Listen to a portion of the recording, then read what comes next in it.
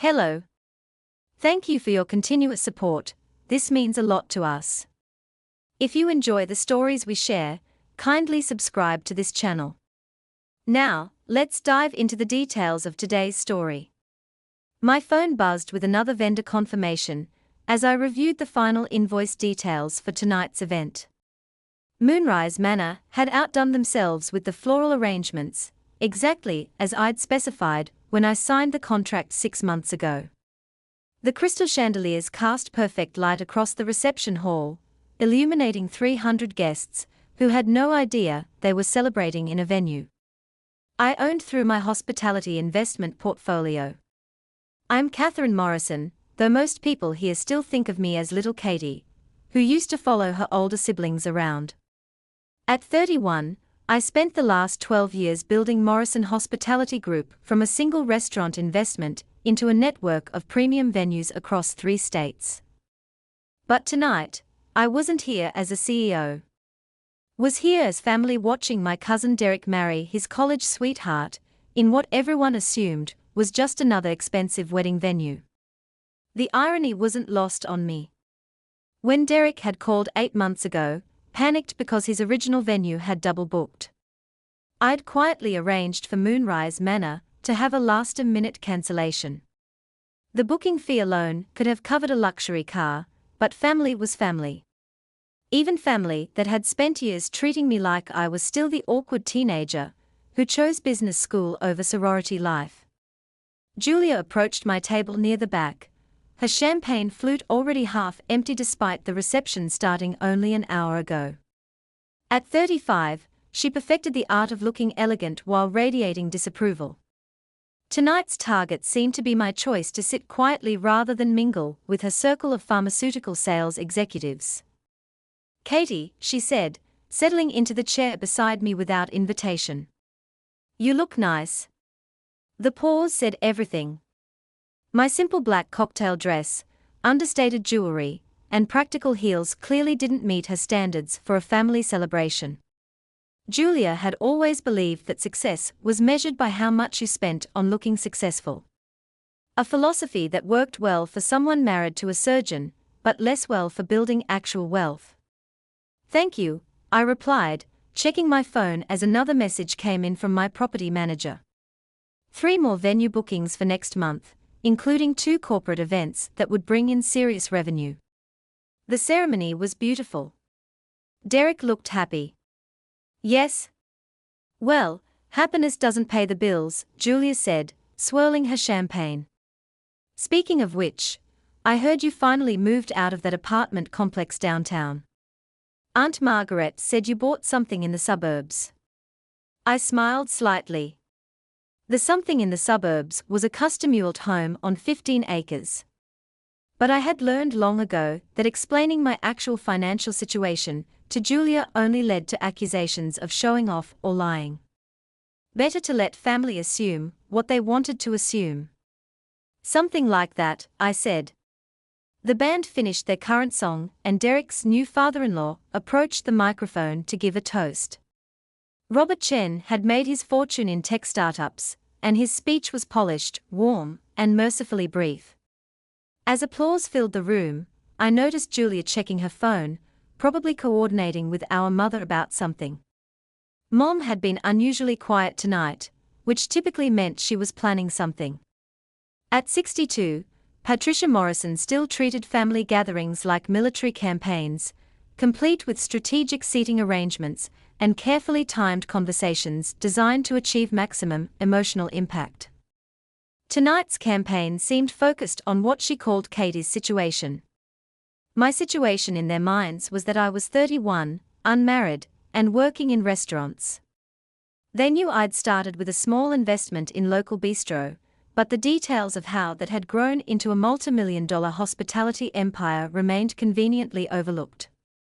When you don't fit into family expectations, people tend to see only what confirms their existing beliefs. Katie, my brother Michael appeared at our table, looking uncomfortable in his rented tuxedo. At 28, he'd follow the approved family path. Law school, corporate job, marriage to another lawyer, house in the right neighborhood. Mom wants to talk you after the cake cutting. Julia's eyes lit up with anticipation. Whatever Mom had planned, my siblings were clearly in on it. I'd seen this dynamic before, usually at holidays when someone had decided it was time for another intervention about my life choices. Of course, I said calmly, looking forward to it. Michael hesitated, probably expecting more resistance. It's just that we are all worried about you working such long hours, not dating anyone seriously, living alone in that big house. So, they did know about the house. Interesting. Someone had been doing research, which meant tonight's conversation would be more serious than usual. I wondered if they'd figured out who actually owned it, or if they just assumed I was renting something beyond my apparent means. The cake cutting proceeded with appropriate fanfare, followed by more dancing and the gradual migration of older guests toward the exit. By 10 o'clock, only about half the original crowd remained, mostly Derek's college friends and our extended family. Julia had switched from champagne to wine, which usually meant her filter was about to disappear entirely. I was reviewing emails when the music suddenly stopped. Julia stood near the band's setup, holding the wireless microphone with confidence of someone who'd consumed just enough alcohol to believe everyone wanted to hear her thoughts. "Excuse me, everyone," she called out, her voice carrying clearly across the reception hall. "I know this is Eric and Amanda's special day, but I think it's important that we talk about what family really means." A murmur of confusion rippled through the remaining guests.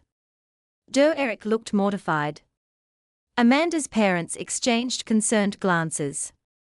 This wasn't part of the planned program. "Family means supporting each other," Julia continued, swaying slightly. "Family means being honest about our shortcomings, and sometimes family means acknowledging that some people here don't deserve to celebrate with real family." She was looking directly at me. "Some people who've forgotten where they come from. Who think they are better than everyone else because they bought a big house can't actually afford. Who sit in the back row like they don't belong here." The temperature in the room seemed to drop 10 degrees. Conversations died. Even the catering staff stopped moving. 200 people were now staring at me, waiting to see how I'd respond to being publicly humiliated at my cousin's wedding. I stood slowly, smoothing my dress, and walked calmly toward the back of room, not toward Julia, the microphone, but toward the service area where I could make a phone call in relative privacy. My hands remained steady as I scrolled through my contacts, finding the number I needed. "Robert," I said when he answered on the second ring. "Sorry to bother you so late, but could you come to Moonrise Manor? There's a situation with one of the guests that requires the owner's attention." "On my way, boss." Robert Martinez replied. He'd been managing Moonrise Manor for 3 years. Ever since I'd acquired the property and renovated it into the area's premier wedding venue. "Everything okay? Just need you to clarify some things for the guests." 5 minutes, 3 minutes. I was in the office reviewing tomorrow's setup. I ended the call and returned to my table where Julia was now explaining to the crowd how disappointed our parents were in my life choices. How I'd wasted my education.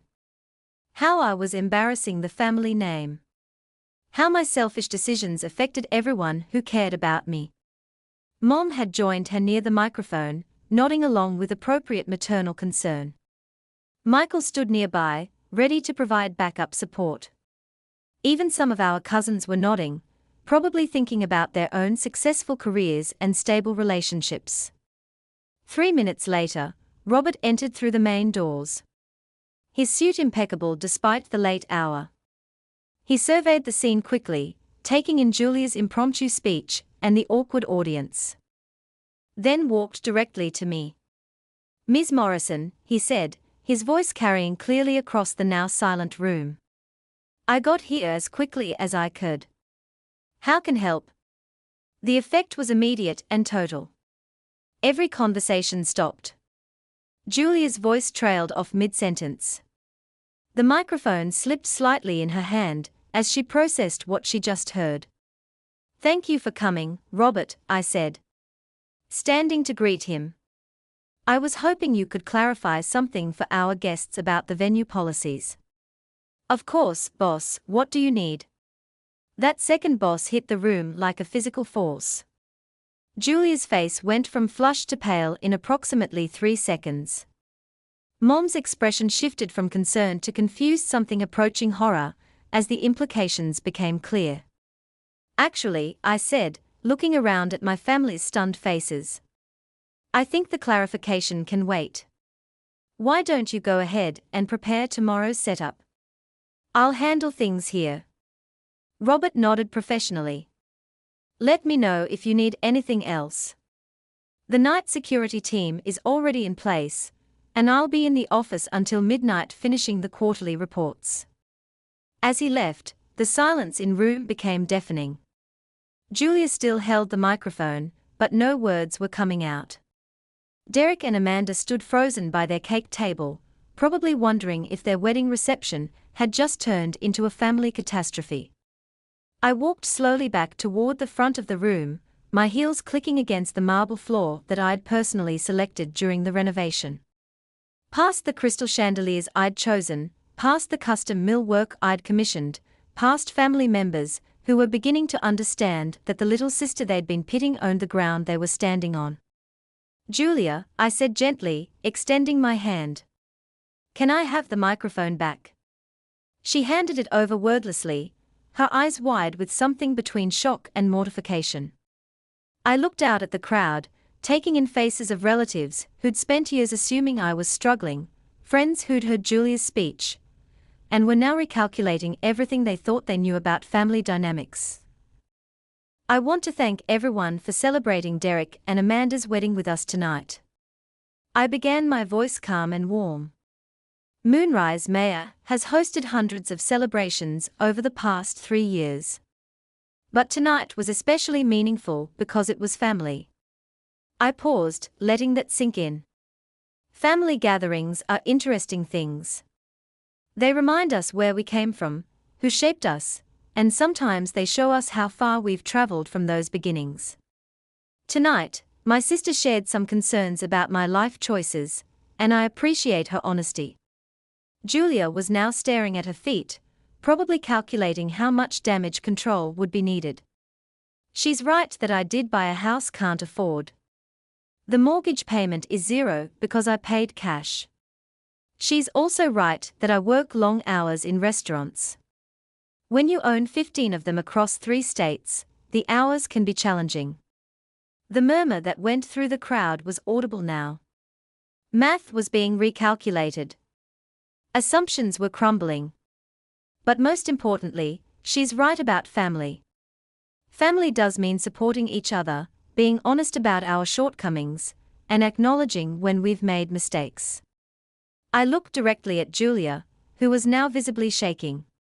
The mistake here isn't that someone doesn't deserve to celebrate with family. The mistake is that family members can spend years making assumptions about each other without ever asking the right questions. I handed the microphone back to band leader and returned to my table. Around me, conversations slowly resumed, but the energy had completely shifted. Small groups formed as people processed what had just happened. Derek approached with Amanda, both looking concerned. Katie, Derek said quietly. I had no idea about the venue, about your business. I'm so sorry about Julia. Don't apologize for your wedding. I smiled. This is your day. Julia and I can work things out later. Amanda squeezed my hand. For what it's worth, the venue is absolutely perfect.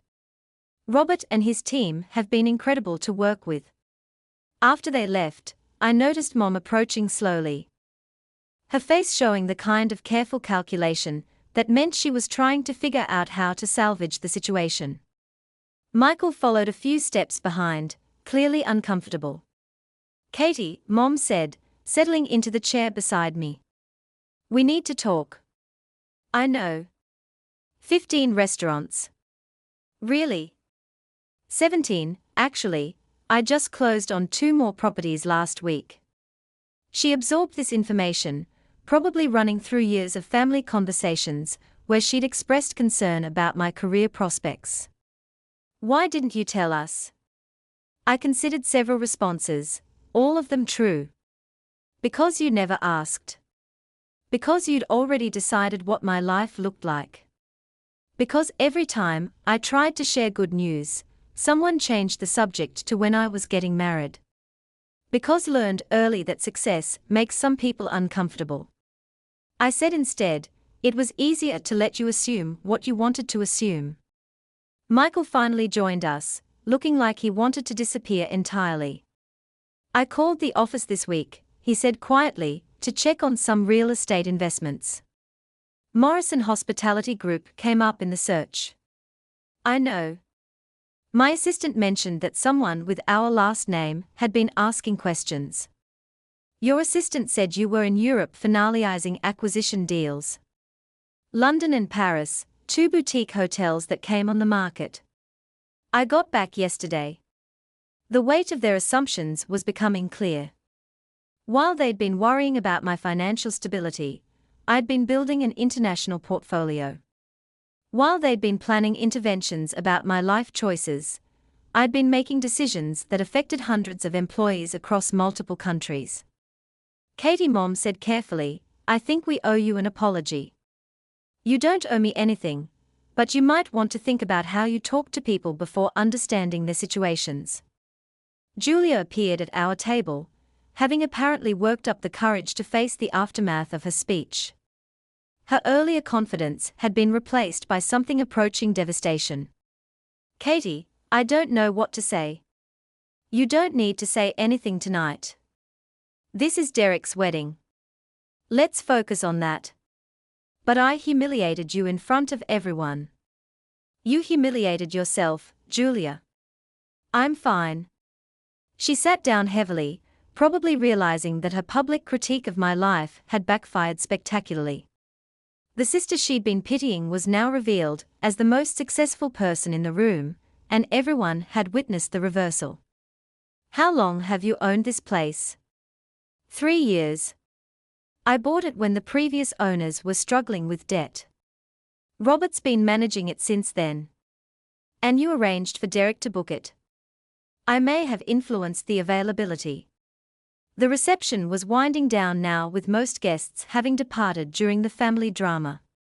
Derek and Amanda were saying goodbye to the remaining relatives, probably eager to escape to their honeymoon and leave the Morrison family dysfunction behind. As the evening ended, I found myself standing alone in the empty reception hall, watching the catering staff clean up under Robert's supervision. The crystal chandeliers still cast perfect light. The flowers still looked stunning, and the marble floor still gleamed, but the atmosphere had completely changed. My phone buzzed with a text from Derek. "Thank you for everything. Tonight, the venue, and for handling Julia with more class than she deserved."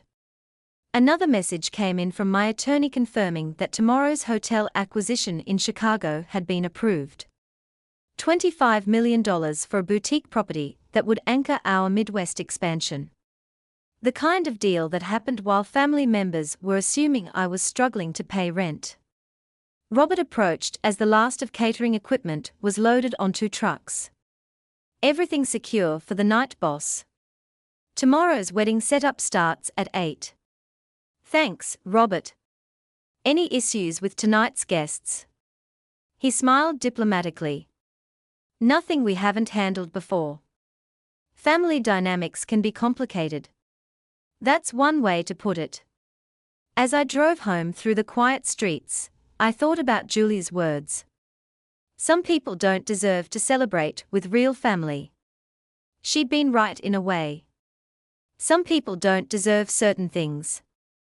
But not because of their financial status or life choices, because of how they treat others when they think they have power over them. The next morning brought a stack of messages from various family members. Apologies, explanations, requests for coffee meetings to clear the air. Julia had apparently spent the night calling relatives to explain her side of the story, which only made things worse as people realized how badly she'd misjudged the situation. Mom's message was the most direct. Can we please have lunch this week? I think we have a lot to discuss. I replied to her and admired the others. Some conversations were worth having. Others were just damage control.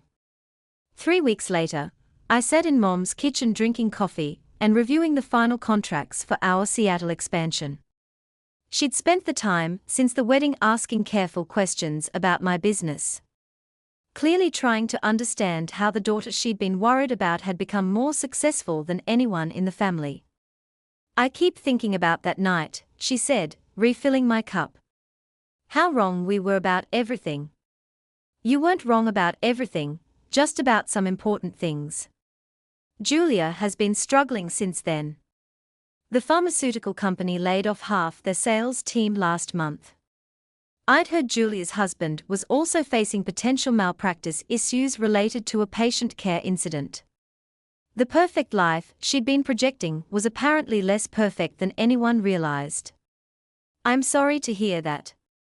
She wants to apologize properly, face. She can call me when she's ready. 6 months after Derek's wedding, Julia finally made that call. We met at one of my restaurants, a farm-to-table place in the arts district that had become popular with young professionals. She looked older, less polished, more genuine than I'd seen her in years. I spent months being angry, she said over our appetizers. Angry that you'd let us all look like fools. Angry that you hadn't told us the truth about your success. And now I realize was angry at myself for being the kind of person who would attack family in public, for making assumptions about your life without ever asking about it. We talked for 2 hours covering years of family dynamics, missed connections, and mutual misunderstandings.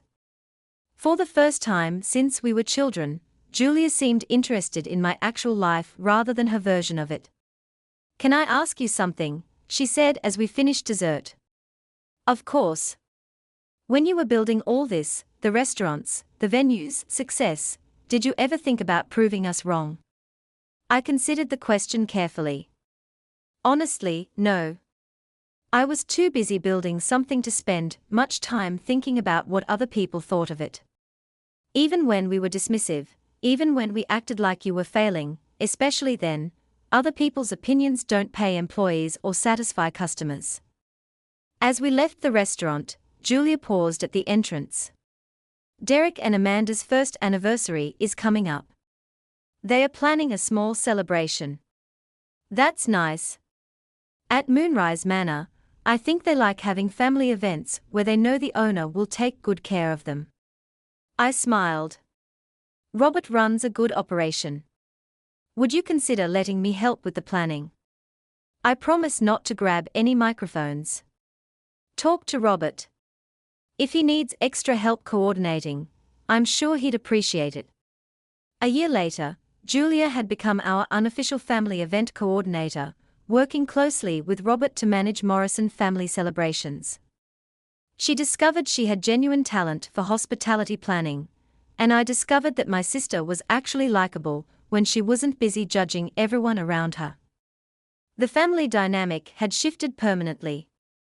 People asked about my business now, showed genuine interest in my projects, treated me like the successful adult I'd become rather than the struggling younger sister that assumed I was. Even Derek had started consulting with me about his own investment decisions. But the most important change was simpler than any of that. When I walked into family gatherings now, I wasn't the person who didn't deserve to be there. I was the person who made sure everyone else had a place to belong. Success isn't just about building wealth or acquiring properties. It's about building the kind of life where you can be generous with others even when they haven't been generous with you. It's about having the confidence to remain calm when people attack you publicly because know who you are and what you've accomplished. And sometimes it's about owning the venue where your family finally learns to see you clearly.